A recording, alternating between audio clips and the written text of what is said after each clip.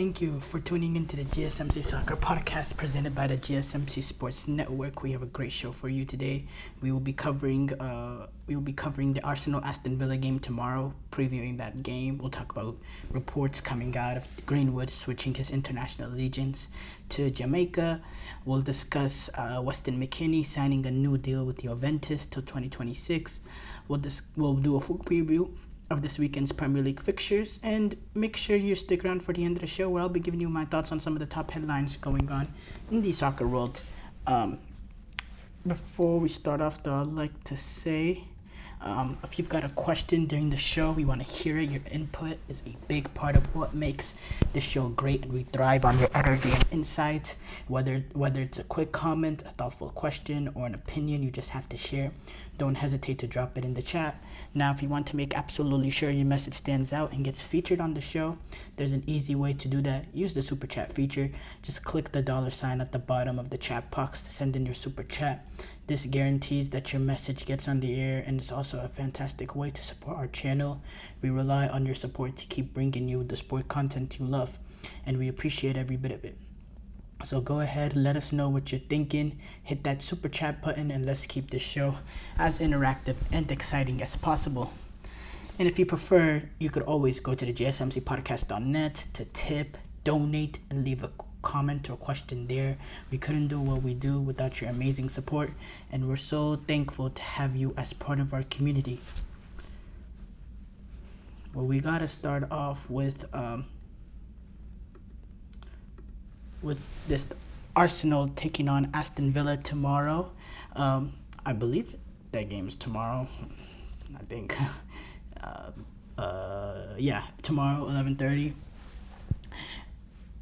Aston Villa will play their first game at Villa Park this season after they opened up their Premier League campaign, going away into the London Stadium against West Ham, getting that big win for them. In a difficult circumstances, going away to West Ham, a solid team. And then you had Arsenal, who started off their Premier League campaign at home at the Emirates, taking care of Wolves in comfortable fashion, winning 2-0. Kai Havertz and I believe Bukayo Saka getting on the score sheet for Arsenal. Excuse me.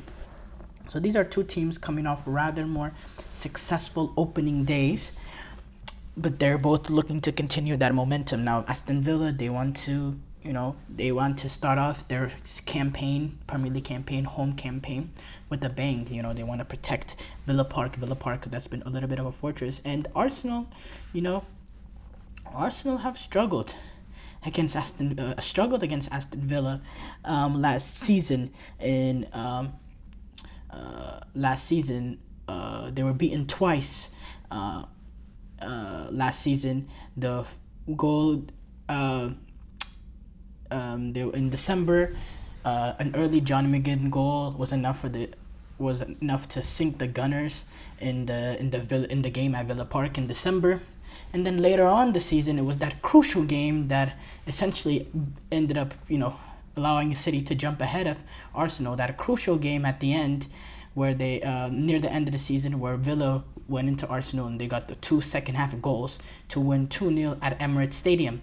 And by the way, that's 6 points that Aston Villa cost Arsenal last season. Those were 6 crucial points because the title was only decided by 2 points. And those two losses, are they even draws? Then if you're looking at it from point total perspective, did not put City level with Arsenal, and they would have had the superior goal differential, because right now the goal differential is even. So if you take away the 2 losses, they'd have a superior goal differential. But again, that's like hear or say, because it would have completely shifted how the league would have won stuff. But what I'm saying is, out of the 5 games Arsenal lost last season, 2 in the Premier League, 2 of which came to Aston Villa. And Aston Villa, they play with confidence. They move the ball around. They find pocket of spaces and make them and they're hard to manage. They're good at getting the ball from side to side, moving the ball up the pitch. They're well coached. They're tactically astute because of the brilliance of Unai Emery that has the ability to get his team playing better than the sum of the individual parts. You have John McGinn quality there. You have Ollie Watkins, who gives you verticality, who gives you goals. There's real ability in this team. Defensively, they're very, very solid. Don't concede much opportunities. So yeah, overall, Aston Villa is a very, very good team. And they started off the season, and a lot of people expected them to struggle going away to West Ham with a new manager, and there's still some real quality in that West Ham team. It's difficult to go into London Stadium, and they win it, and they got the late goal from Jean Duran, the Colombian striker who came off the bench for Aston Villa. He actually thought, if you probably asked him this a month ago, he would probably think he was a West Ham player playing against Aston Villa, but that transfer hasn't been able to get through, and he's at Aston Villa, and he's getting the winning goal. He's getting the winning goal on the opening day. And for Arsenal, there's that added motivation, the bitterness that they came from last season, losing out on the league title on the final day. If you're looking at, in terms of the season, if you're looking at a team to blame, for Arsenal, they could blame Villa because Villa won 2 games, against them. There's that, revenge sort of payback sort of feel that I think Arsenal were going to come in. They're kind of coming hungry. They're not going to underestimate them. They know what Aston Villa is capable of. Real quality there. And I think it's going to be a fabulous game. And if you look at it in terms of general, and if you look at it, that's some high quality football going on out here. This is 2 teams that made the top 4 last season. 2 teams coached really well. They play good attacking ended football. I expect an entertaining game. I expect a little bit of a toned down Arsenal in the fact that they're going to Villa Park. It's going to be a great atmosphere, and they're going to make it difficult for Arsenal. There's going to be certain moments that it's going to require experience, and it's going to require a level head for the Arsenal players, because Aston Villa has a real chance to really mug it up and make this difficult. Now, as far as team news, Matty Cash, he's going to be a doubt for this one because he picked up an injury late on in the game. He's expected to be fit, but he's a doubt. Ezri Konsa, he would probably be the option at right back if Cash does not miss out. And then there could be thoughts of starting Jean Duran up top next to Ollie Watkins after getting that goal in the last game. Maybe he wasn't starting entering this because of the transfer speculation and all that. But, Ollie Watkins, him up top, is always a threatening player. He has that element of being able to do something out of nothing in tight angles. You remember that goal he scored against the Netherlands in the European Championship semifinal. You also have the verticality in terms of his, him running in behind. I think he could give Gabriel and Saliba certain issues in terms of tracking his runs, especially of John McGinn, and his name is escaping my mind. Especially of John McGinn and John McGinn, Onana, Tielemans, Rodgers. If they have time to play the ball in behind, that'll be threatening. Leon Bailey, I think him playing on the right hand side, he could give issues to Zinchenko with his pace and his directness. I think that's something that Arsenal will also need to be a little bit wary about, because Leon Bailey does have some real ability, real quality, and it's interesting to see if he brings John Duran up. How does he shift it? How does he shift the formation to fit John Duran and Watkins? Is it, I'd like to see it. I'd assume you'd probably leave out Rodgers and play Onana, McGinn, Tielemans, Bailey, Watkins and Duran. I would assume that would be the team But yeah, it'll be out. That's gonna be interesting. Now Arsenal, maybe they could potentially make a change to their lineup, bringing in Gabriel Jesus, so you can have a real out number 9, have more of a goal scoring presence, and then drop Kai Havertz underneath him, underneath him, and apart from that, I don't see much. I think they could potentially replace Zinchenko playing on the left hand side, bring in someone a little bit more defensive, so they can manage Leon Bailey more. I don't think Calafiori. I don't think this is the right time to bring him in. Going up against Aston Villa at Villa Park, you'd probably see maybe someone like a Julian Timber. I think that'll probably be the fit, But apart from that, they're gonna go in. They're gonna go in with that mentality in terms of trying to dominate. They're gonna try to control the ball. They're gonna try to create many opportunities, and it's just can they withstand the certain moments of pressure? And if the game stays longer 0-0, are they gonna be able to handle? Because if you go back last year to especially the game at the Emirates, the Villa Arsenal game, it stayed 0-0, it stayed muggy, and then there was a period that Aston Villa started gaining confidence, started springing the ball from one side of the pitch to another, progressively moving, progressively attacking. If this game stays 0-0 longer, Arsenal, and then Aston Villa starts finding time and moments in the game where they start picking up confidence, do Arsenal have the defensive stability and the mental resilience to withstand those runs that Aston Villa could come at them?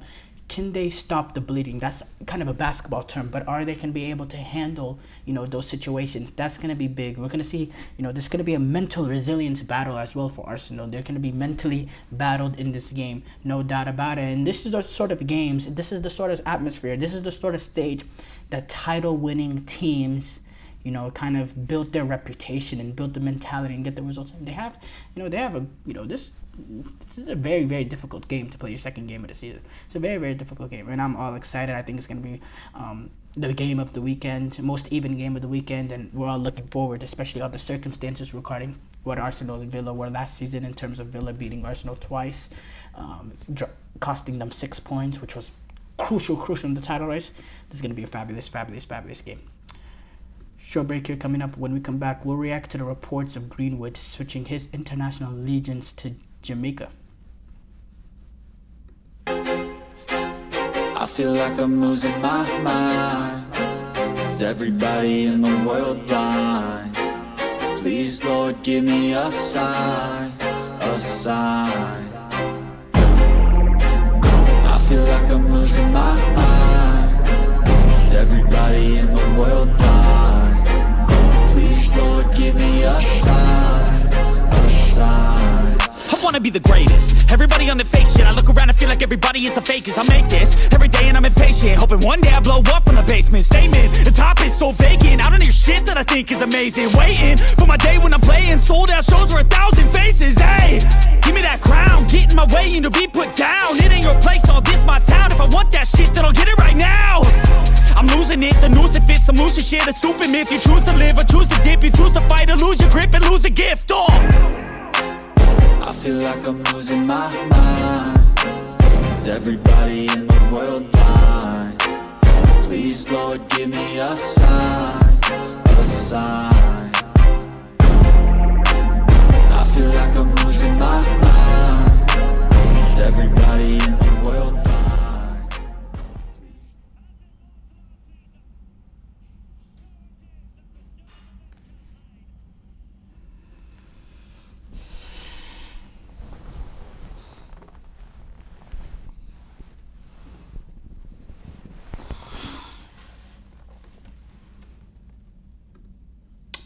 Before the break, we talked about the Arsenal Aston Villa.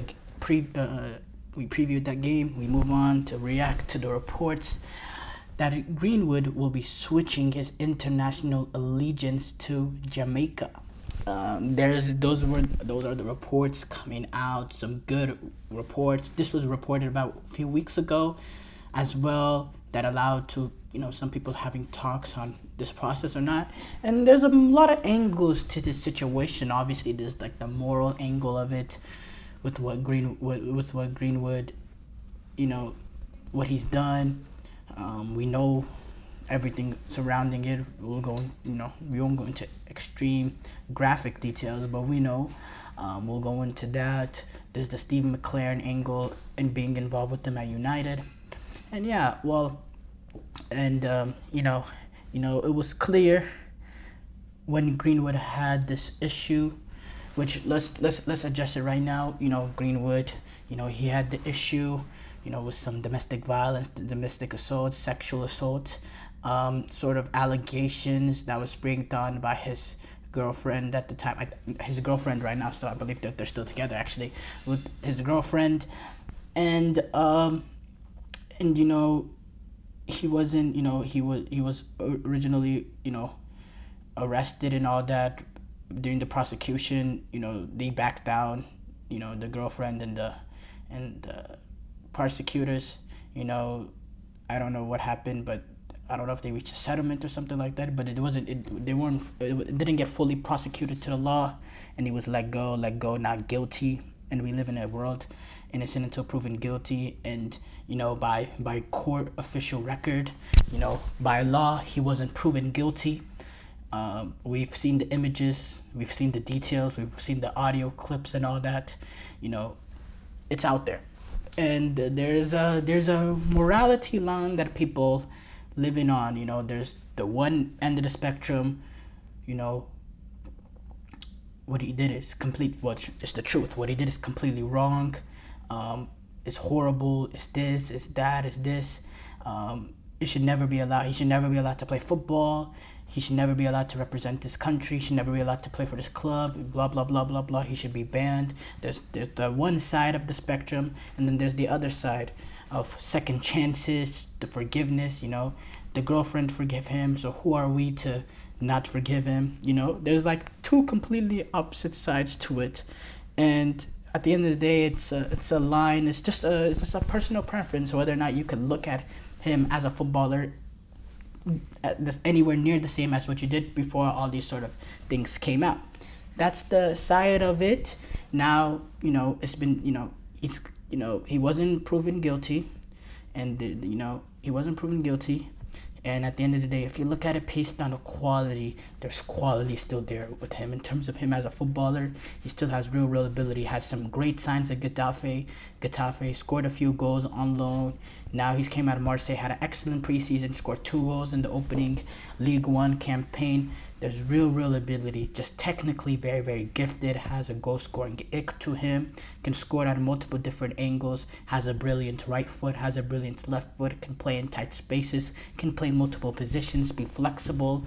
Really provides, really a very, very skillful, talented player, and a player that will make Jamaica much better. Not much better, but he'll make them better. He'll definitely make them better. This is a player that's good enough to get into the England squad, let alone the Jamaica squad. Now, the England squad, it was clear with Gareth Southgate, he wasn't going to get back into the fold, especially, with the Gareth Southgate mentality of, he just wants to keep everything peaceful. He doesn't want to deal with all the negativity that can be surrounding the negative press surrounding Mason Greenwood being back at England. He's always sort of been like someone that keeps the peace and steady in the camp. So it was kind of predictable that Gareth Southgate wouldn't, not want to back. But Gareth Southgate is not at England no more. But that seems like it hasn't, stopped Mason Greenwood from this process and in terms of, switching to Jamaica. Now, Jamaica, a few weeks ago, they announced Steve McLaren as their head coach, who replaced Jaime Holdorsen after this summer's Copa America. Steve McLaren wasn't, he was involved with the Manchester United setup while Mason Greenwood is there. He was involved in the Manchester United setup, and he's actually been also a previous English manager too, way back then. But yeah, he has that connections, being involved with the Manchester United setup, to Mason Greenwood. He's, so he had a role at Mason Greenwood. McLaren left the role as an assistant at United in 2022.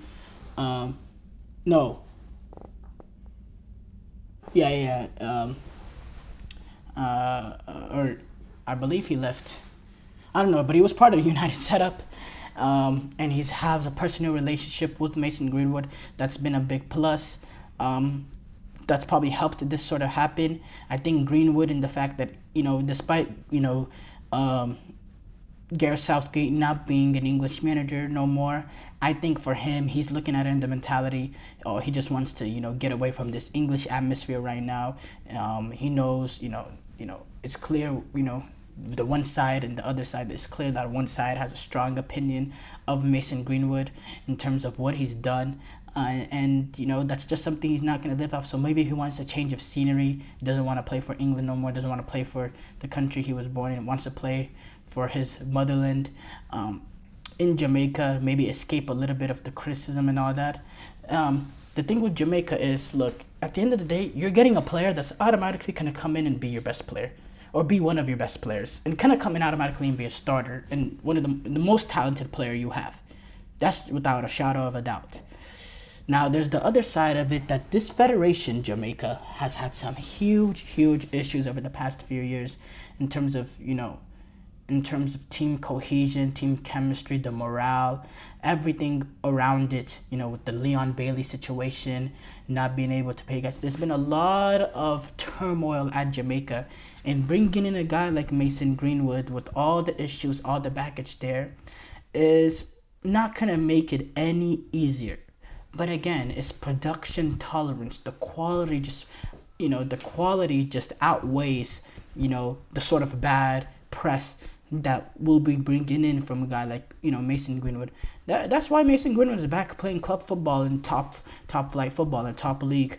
He played La Liga last season, playing League One this year. That's why, because, well, the people look at his production, look at his quality, and they deem that it outweighs the negatives in terms of what he did, in terms of the bad press and what he did and all that.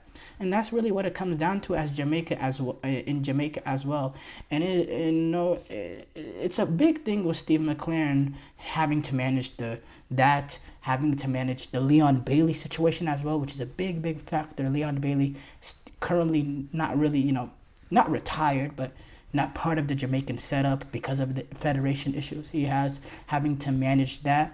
Steve McLaren is going to have some things he needs to manage, and if they go through with this Mason Greenwood thing, it's just going to get even worse. But look, I'll say this, barring all the baggage and all that, which, you can't just ignore, but for the sake of argument, we're going to ignore all the baggage from Mason Greenwood.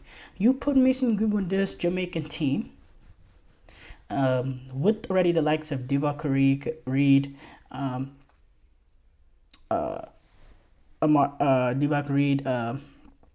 Amari Hutchinson, Mikel Antonio, this Jamaican team has some real quality and real ability. You add in a guy like Mason Greenwood as well. You look in the 2022 World Cup, and the firm competition, Mexico, Jamaica, Mexico, United States, Canada, they automatically go through that 2026 World Cup. Jamaica should easily qualify for the World Cup. There's just no sort of excuse at this point. Jamaica has to be in the World Cup. They will be the best team in terms of quality players. They will be the best team playing at the in the CONCACAF World Cup qualifiers. They will be the best team. Panama, they have, they're decent. They got to the round of 16 or quarterfinals of the Copa America. You have Costa Rica, but in terms of quality, Jamaica has the best players out of the group. It's just whether or not they can get all the issues within the federation sorted so you can see the best product on the field. It's also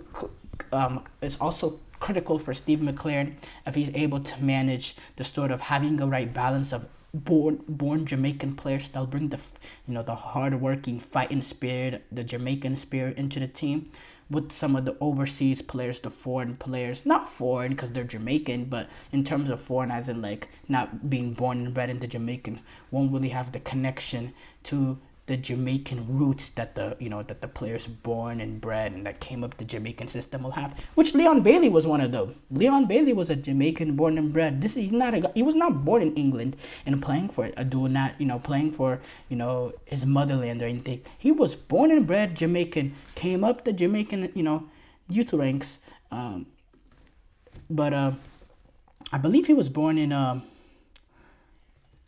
we can search it up real quick. I'm not even gonna. I believe he was born. Okay, I have no idea actually what city he was born, but yeah, he came up the ranks in Jamaica. So it's very important, in my opinion, for Steve McLaren to be able to get him back into the fold. Short break here coming up. When we come back, we'll react to Weston McKennie signing a new deal with the Juventus till 2026. Looking for your daily fix of sports talk without having to pay for it? GSMC Sports Network is available on YouTube.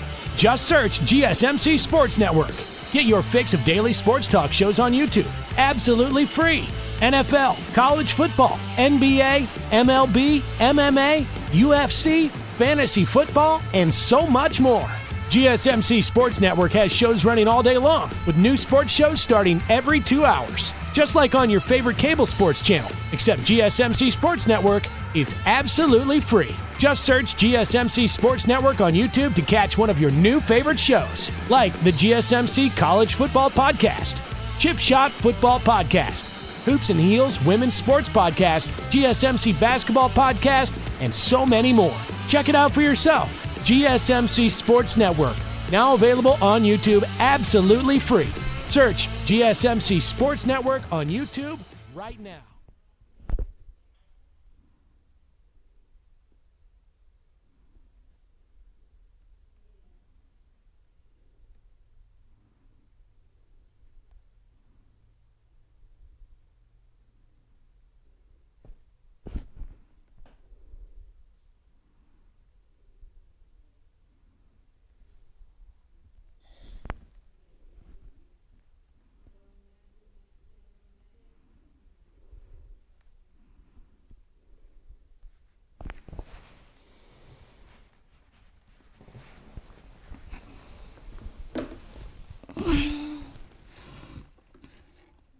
Before the break, we talked about the reports of Greenwood switching international allegiance to Jamaica.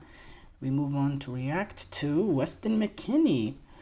Another turn in the saga with Weston McKennie and Juventus. He has signed a contract extension with Juventus till 2026.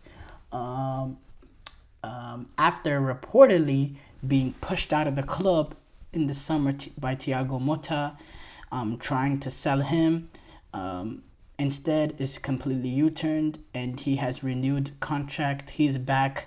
His jersey is back on Juventus' shop, being so because after him and the rest of the players was removed. But it seems like Juventus has kind of done a U-turn with Weston McKennie, and this is not the first time. They tried to push him out last summer as well. Couldn't really get it done. Didn't really work out. He came back. He signed a contract extension, and he came back, and he was one of their more important players that past season. In terms of in midfield, was very pivotal, having 30 plus appearances. So he signed this new contract. The club announced this today.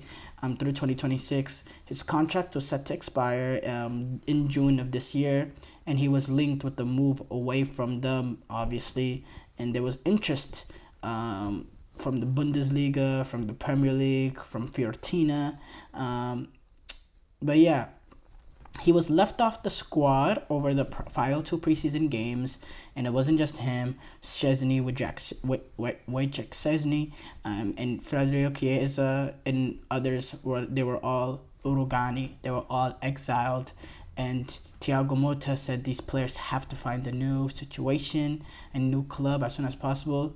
Szczesny, he left, mutual agreement to terminate his contract. Chiesa is still out of the squad, but he's been linked with Barcelona in the past few days. But McKennie, he's back in training. Motta, when he was on a news conference on August 18th, a few days ago, this was a few few days ago. He said, first of all, McKennie is a useful and functional player for our needs.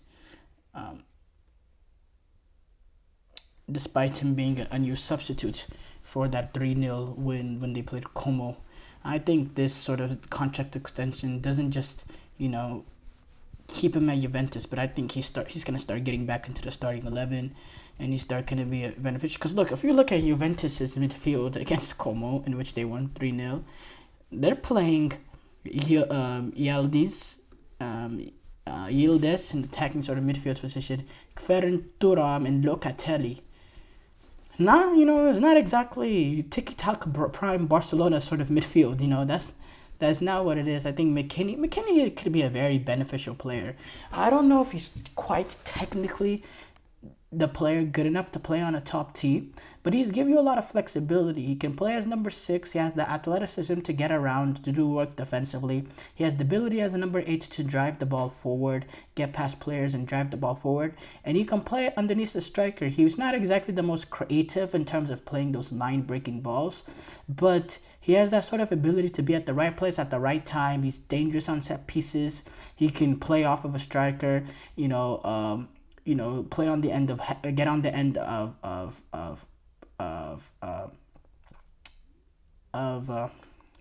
what's the term that I'm using? Of flick-ons and sort of that sort of nature, and be sort of a poacher in that sort of area as someone playing near a striker too. So he gives you the flexibility. He can do different roles. Now as a midfielder, I think the one thing he doesn't do brilliant is in terms of his passing range. He doesn't have that sort of ability to pick out the ball and line break. He has, he can do the simple things, and he has quality. He can pass the ball, but he doesn't give you the top class midfielder sort of passing. In terms of everything else, in tight spaces, he's not the most technical, but he's gifted. He can play. He can definitely play when time and space is compressed, and he can do multiple different things. I think his treatment as Juventus has been a little bit disrespectful, because he's been one of their more consistent performers over the past few seasons. It's reminded me a little bit of how Gallagher's been treated at Chelsea. Even though I'm not the most big fan on Gallagher, I've said this many times, I don't think he's a Chelsea midfielder. He's not at that level. Even though what he's done, he's been one of the more consistent performers at Chelsea over the past few years. That's just because but the performances from Chelsea players over the past few years has been horrible. I think you can sort of say the similar with Weston McKennie. Now look, Weston McKennie, he's not a Juventus midfielder. He's not at the quality. He's not at the quality of a guy like Andrea Pirlo. He's not at the quality of a player, of a Pavel Nedved. Okay, yes, but he's been more consistent than Locatelli. He's been more consistent than a lot of the players Juventus has had. And now with Douglas Luiz being involved, being part of the mix at Juventus, I think he complements Douglas Luiz pretty well, because I think Douglas Luiz, he can play alongside Douglas Luiz. He can give you some of the things that Douglas Luiz doesn't really do as well as him, in terms of, I think McKennie can drive the ball in midfield as a ball carrier a little bit better than Douglas Luiz.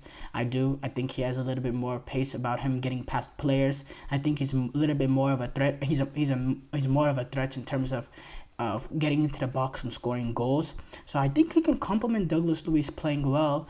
But I think Thiago Motta kind of wants to, play the Locatelli Douglas Luiz sort of partnership. So that all remains to be seen. If anything else, Weston McKennie is a good squad piece for this Juventus team. He's a good squad piece, and for me, I have to say, Weston McKennie definitely doesn't have an ego. He's definitely not prideful. He's definitely not in his feelings, because some of the way Juventus has treated him over the past few years, a lot of players wouldn't have taken that BS, and they would have tried to get the move out of there and moved on. But Weston McKennie, he believes in himself, and he's going to continue to battle, and he's swallowing his pride despite being treated as badly as he has been treated. He's been sucking it up. He's been swallowing it. He's swallowed his ego, and he's continuing to work hard and try to put everything behind him and just control what he can control. And that's a great mentality for a player. Because he can't control what Juventus are going to do. He came out. He had He was one of their top assists in terms of players generating assists over the past few seasons, and they're trying to force him out like he doesn't have the quality to control the ball in the first touch. That's the way that they're treating him. And I am not oblivious. I'm not delusional because he's an American. This is not American. He is not a Juventus player. He's not at that quality sort of player. He's a player, he was linked to Villa. He's the sort of at that sort of level. Not lower league Premier League, not mid-table, but slightly above mid-table, challenging top four maybe once in a while. He's at that sort of Tottenham also is a decent place. Tottenham, Villa, Newcastle. That I think he's that sort of player. He's not the player at Juventus. But Juventus is not the club that it was a few years ago. They don't have the quality of midfielders that they did a few years ago. And if you look at what you've seen at Juventus over the past few seasons, Weston McKennie has not been the main problem. There's been much bigger problems at this team. In this team, they've had a number 9 issue. They've been defensively not great, not to the best of their what they've been. And McKennie, he's not Pavel Nedved. He's not Andrea Pirlo. He's not Zidane. He's not that player. And if you're comparing him to former great Juventus midfielders, he's not anywhere near that level. But again, there's been bigger issues at Juventus, and there's been, and Weston McKennie has not been the biggest of issues. Not even close. That's all I'm going to say. And I think it's good for him to stay at Juventus because they're still going to need him. He's still going to play 30-plus games for the season, and he's going to be vital again. And then if he can have a good season this season, he can open himself up for a possibility to finally get that move away to a club that truly fancies him and that truly wants him there. A short break here coming up. When we come back, we'll do a full preview of this weekend's Premier League fixtures.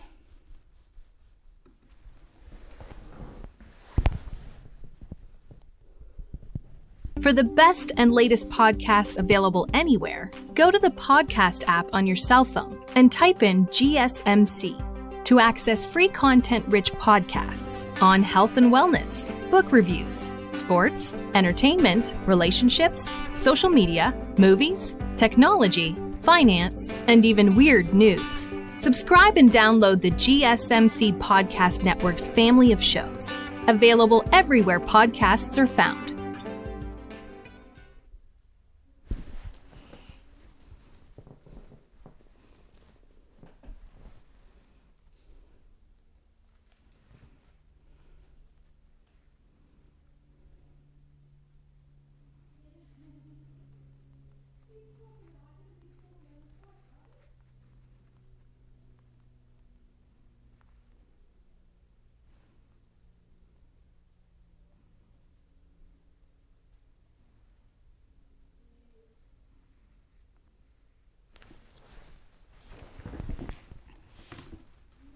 Before the break, we talked about Weston McKennie signing a new deal with Juventus till 2026. We move on to do our full preview of Premier League fixture this week. Now, we gave you a little bit sneak peek talking about the game of the week, in my opinion, with Arsenal taking on Aston Villa. But now we'll do a little bit quick game preview of all the games coming up this weekend. And we have some great games coming up. First of all, it's the opening game of this Premier League weekend. And it's the 6:30 a.m. in my time. The 12:30 a.m. standard time in England. The Brighton United game. This will be the home opener for Brighton playing at Fulham Stadium. After they, in their opening match, took on Everton. And they won. They won convincingly 3-0 against Everton, which is a little bit of surprise in the fact that they did it on the road. There's that unknown element of Fabian Hurzeler, the Brighton manager. There's a little bit of an unknown with him in terms of this is a 31-year-old. This is a 31-year-old, and he was last at FC St. Pauli, which is in the second Bundesliga. Went up to the second Bundesliga, so there's not much about, we don't know much about him, and there's unknown element to them, but they started off fantastically well, looked lively, looked attacking, looked really good against Brighton, and really good against Everton, and they made Everton's low block look a little bit of a joke at certain times. And then you go in against Manchester United. Manchester United came off their opening day win with the late goal from Xerxes against Fulham, in which they had some few good moments of pressing. Defensively looked very vulnerable in the second half in transition. I think Brighton could really make men, because Brighton were able to take advantage of Everton in certain moments in transition. I think Brighton, with the quality and the pace that they got, and the way that they played against Everton, going up against this United team, if they leave those 2-on-1 sort of moments, the 3-on-2 sort of moments that they allowed Fulham to have in that second half, if they look that open against Brighton, and if they give up the balls away and they press up Brighton the way that they tried to press Fulham throughout the duration of the game, and they leave the space open in behind to get at them, look out, Brighton has the ability to make Manchester United pay. And you know what? I think Brighton will get it done. I think Brighton will get the win. I think Man United, they looked okay against Fulham, but they weren't brilliant. And Brighton playing this at home, I think Brighton are going to be a good team this season. I do. Let's move on. Tottenham taking on Everton. Two teams coming off disappointing opening days. Tottenham, their disappointment. Everton, their disappointment. Tottenham, their disappointment drawing against newly promoted Leicester. Everton, they got trounced by Brighton 3-0. Lost Ashley Young to red card. Now Tottenham playing this game at home. This is where Dominic Solanke, he can make his mark, because Everton, they're going to play really, really low block. You're going to have to take advantage of set pieces, physicality. You're going to need someone to find that breakthrough out of nothing. I think getting a striker in like Dominic Solanke is for these sort of games in which you can't generate much great chances because of how low the block is.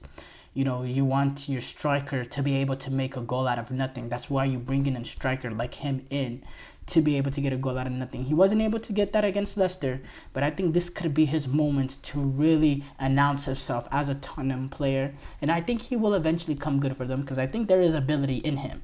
I think there's a little bit ability in him. He just needs that little bit more killer will to him.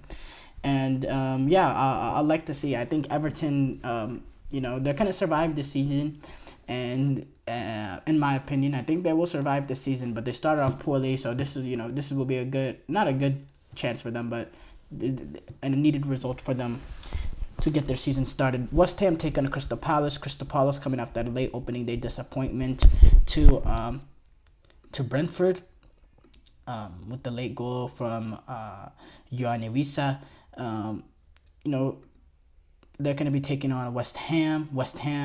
They played a decent opening game against Villa, played that at home, but they weren't able to get the victory.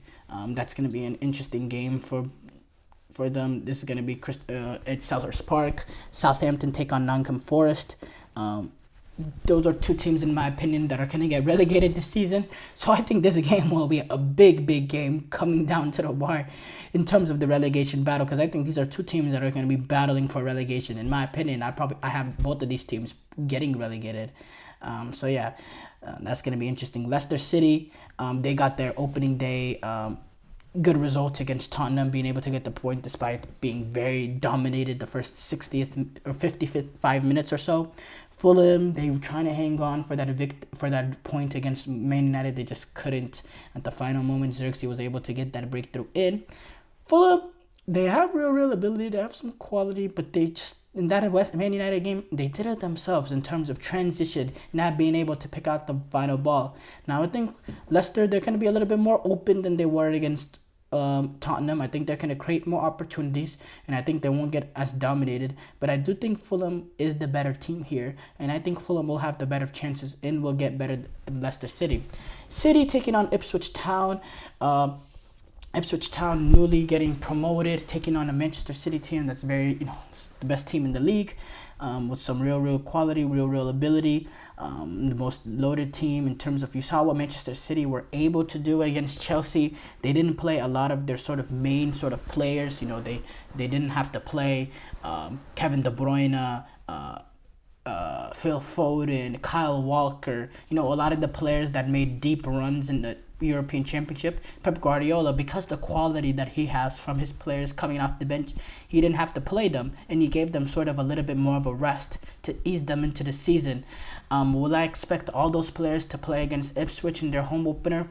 No, but I think it'll be a little bit more of a stronger team than you saw at Chelsea. And yeah, I think Ipswich, they're coming in this after that opening day disappointing results to Liverpool. Not disappointing performance, but obviously a disappointing result, because a loss is always a disappointing result. I think they're gonna play for the point. I think they're gonna park the bus, double park it, triple park it, quadruple park, and sort of play for that point. I think McKenna knows what the City team is capable of. I don't think you're going to see much moments of Ipswich trying to really do anything in transition, because, they don't want to leave themselves vulnerable against City playing their home opening game. I think City just has the quality, has the intricate players to be able to break down their low block. And yeah, I think City just has the quality to get through. Bournemouth taking on Newcastle.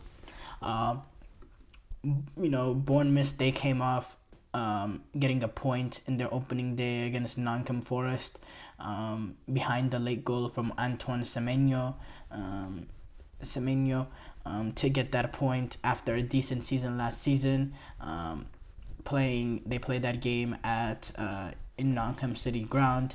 Now they play their home opener of the season when they take on Newcastle. Newcastle came off their opening day being able to beat Southampton despite going down a man for a majority of the game. They were able to get that goal from Joe Wellington the 45th minute and sort of hold on against Southampton, which is, look, it wasn't it wasn't a good performance, but when you go down a man early, everything goes out of the way. You're not worried about performance, you're just worried about results. And they were dominated that game in terms of general play. They had 3 shots compared to 19 shots for Southampton. 1 shot on target for Newcastle, 4 shots on target for Southampton. Playing the game at St. James Park, I think St. James Park kind of willed Newcastle to keep the 3 points. And that's the sort of game is going down a man that early. You don't really analyze the performance there. You analyze the result, and it was an amazing result for them. And they want to ease themselves into the season after a disappointing last season. And now they take on a Bournemouth team. They go on their ground. Now they'll have 11 men. I don't think the opening day against Southampton is really a reflective of what team they are. I think they'll get this result against Bournemouth. I think Bournemouth will struggle without Dominic Solanke this season. Don't think they'll get relegated or anything, but I don't know if they'll have as good of a season as they had last season. Chelsea take on Wolves. Chelsea coming off their opening day loss to City. They also had a midweek game against Servette, in which I don't think will have a much impact on this game because they didn't play, their first 11 or anything. They had a few in there, Nkunku played and all that, but didn't go with a strong team against Servette, kind of with a little bit of a reserve team. Wolves coming off their opening day disappointment when they lost 2-0 to Arsenal, but now they get to open up their Premier League home campaign playing at the Molineux Stadium. And look, Wolves, I think Chelsea are the better team in terms of the quality, but you just never know with this Chelsea team. And these are the sort of games in the years past that they always lose. And going home or away, I think the mentality of this Chelsea team is very, very fragile under Enzo Maresca. I think I can definitely see them playing their first away game in the Premier League. The way that they gave the ball up in preseason trying to play out of the back, how stubborn they were in terms of trying to play out of the back. I could see some vulnerable mistakes coming from Robert Sanchez and the Chelsea backline trying to play out, and I don't know. I think it can get a little bit shaky, and I really don't know who to favor in that game. I'm just gonna go for a draw because for me that's a difficult game to call. And then Liverpool taking on Brentford. I think Liverpool want to continue their momentum after their opening day win against Ipswich Town. Brentford got a good result in their opening day, getting that late win. No, they didn't. Yeah, getting that late win over Crystal Palace.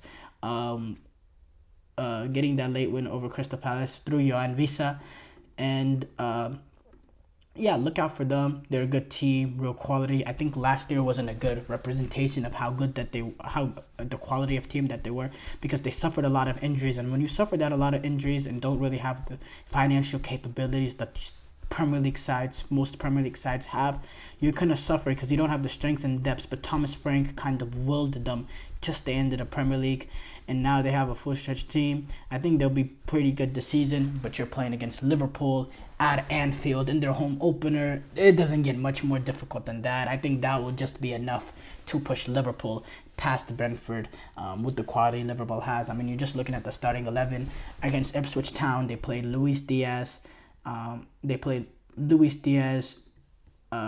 Jota, and Mohamed Salah. And, on the bench, they had likes of Darwin Nunez, Cody Gakpo. There's some real ability as well on the bench of this team. They have about 5-6, really, really good attackers. I wouldn't say world class. I think Mohamed Salah is world class. And I think Jota, Luis Diaz are excellent players, and Cody Gakpo, excellent player. I think Darwin Nunez is good, but he's the one out of all of them that has the real ability to become world class as well with Salah. But he has his issues in front of a goal, his clinicalness and his clinical nature, and that's just not something you can just teach. That's a difficult thing to be able to fix. But yes, guys, short break here coming up. When we come back, we'll react to some of the top soccer headlines going on in the soccer world.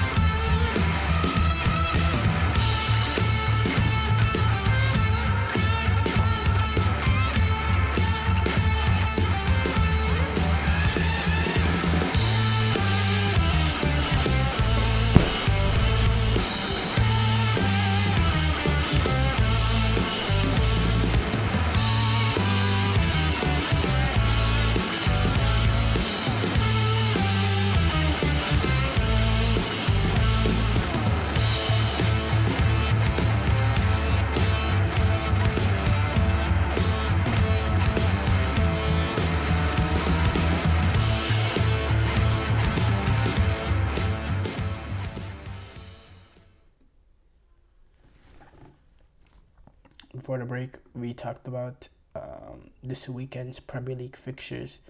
We move on to react to some of the top soccer headlines going on in the soccer world. We have to start off on Jude Bellingham.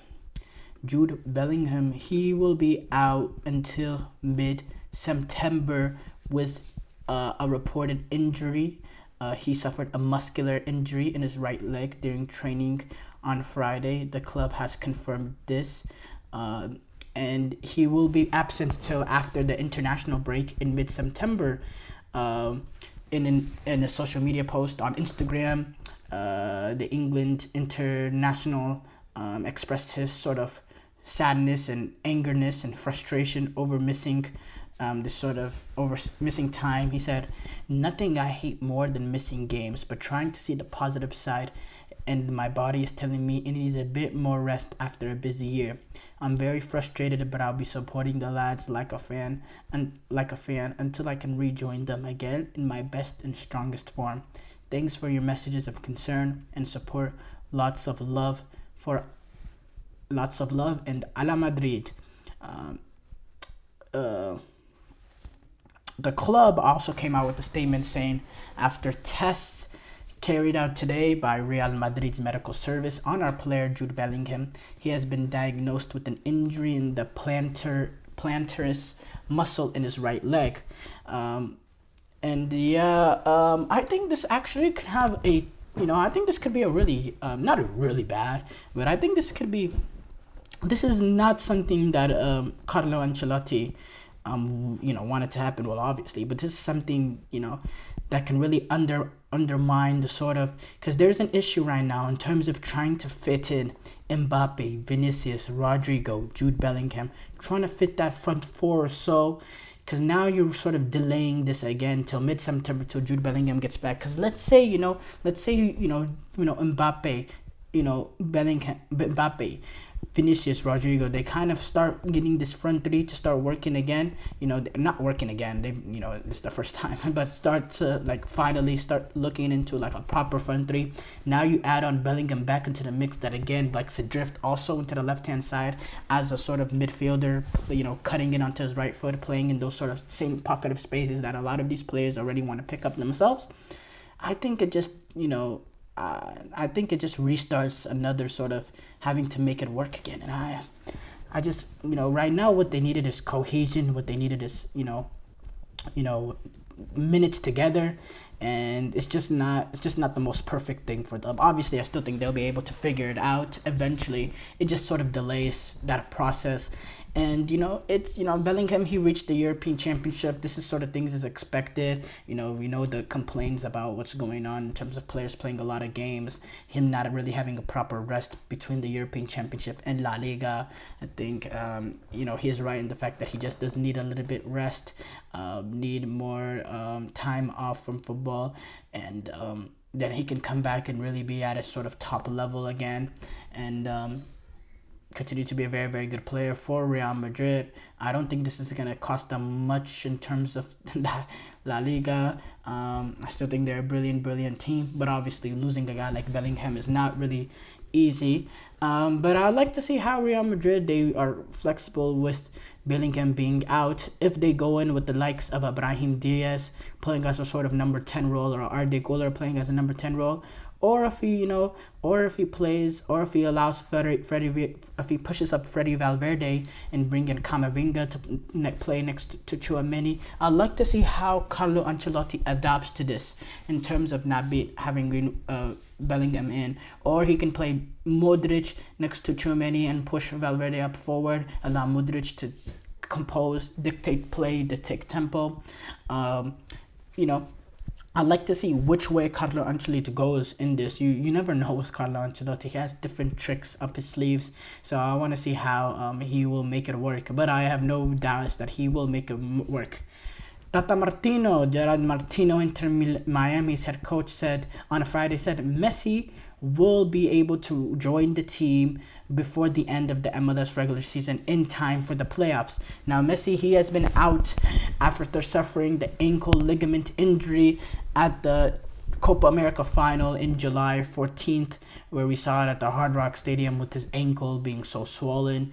And yeah, he missed the entire League Cup campaign with the right ankle problem, and he's gonna have to sit out a few MLS regular season matches as well. He also was not called up to the not called up, but he was omitted because of the injury from the World Cup roster. He's not able to play against Chile and Colombia.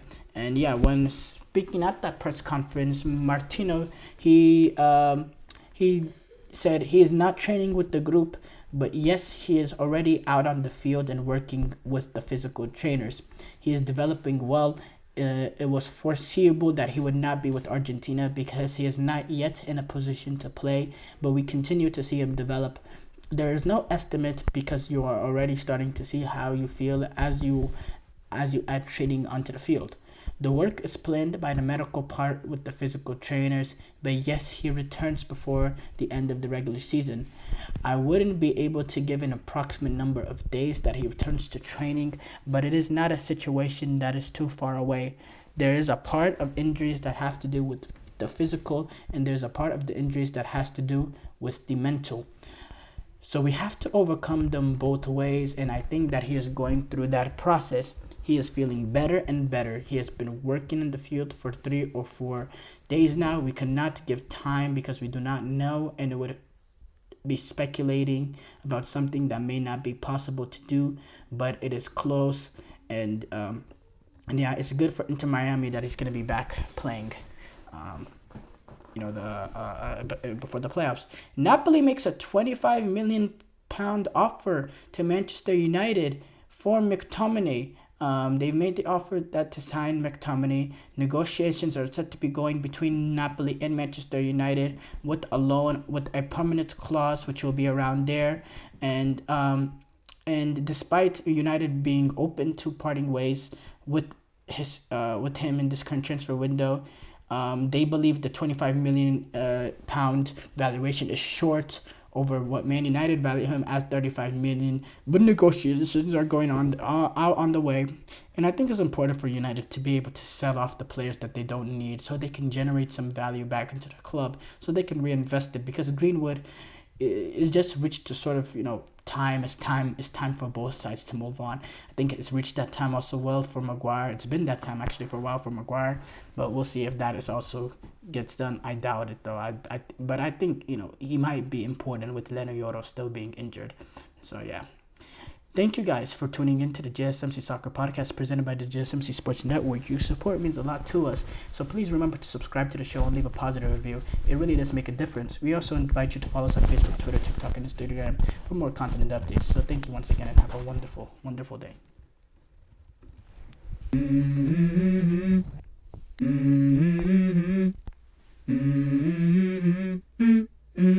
Let's go. I wake up to a little bit of drool on my pillow, feel like it's